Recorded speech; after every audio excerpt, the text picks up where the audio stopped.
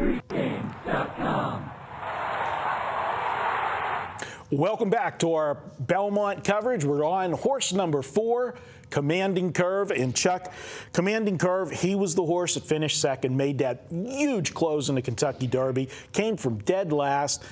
But I got to tell you, you're looking at a myth here. One thing that most people, as soon as the Kentucky Derby's all over, there's always a horse that was closing, and people right away, wait till the Belmont, wait till the Belmont.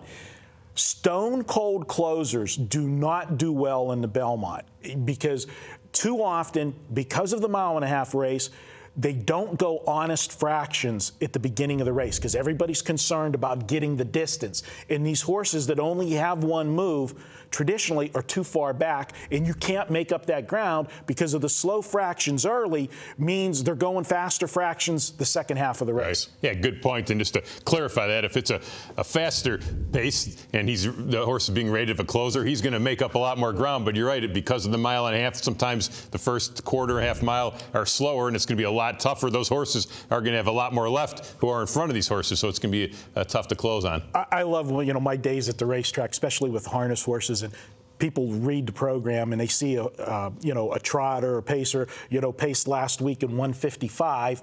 And then this week gets beaten 157, and they're going, they stiffed the horse. Well, they didn't look that the half was 57 seconds one week, and the next week the half was 59. Right. A horse can only go so fast, and you have to have the fractions set up there to get the speeds, and that's the whole thing. A closer is at the mercy of the pace of the race. Right, and Commanding Curve did have a good trip there in the Derby. He's the one who broke up a lot of people's tickets, 37-1, comes flying for second.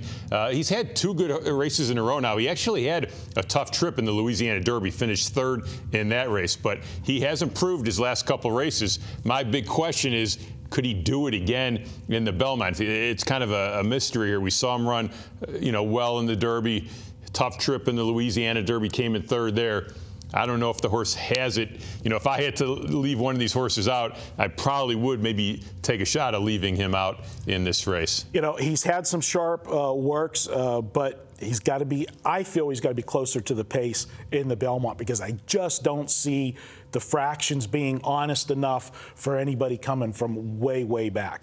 That's my opinion on this one. Yeah, especially, this is a race that there's not a lot of speed. I mean, you're talking about, California Chrome might end up in the lead because of the lack of speed. So that's not going to do well if you're looking at a horse who's going to come from far away. Now, if you're playing trifectas and superfectas, you could put him on the bottom half of those, 3rd, 4th. But I just don't think he's got enough to reach to win this one. That's number 4, Commanding Curve.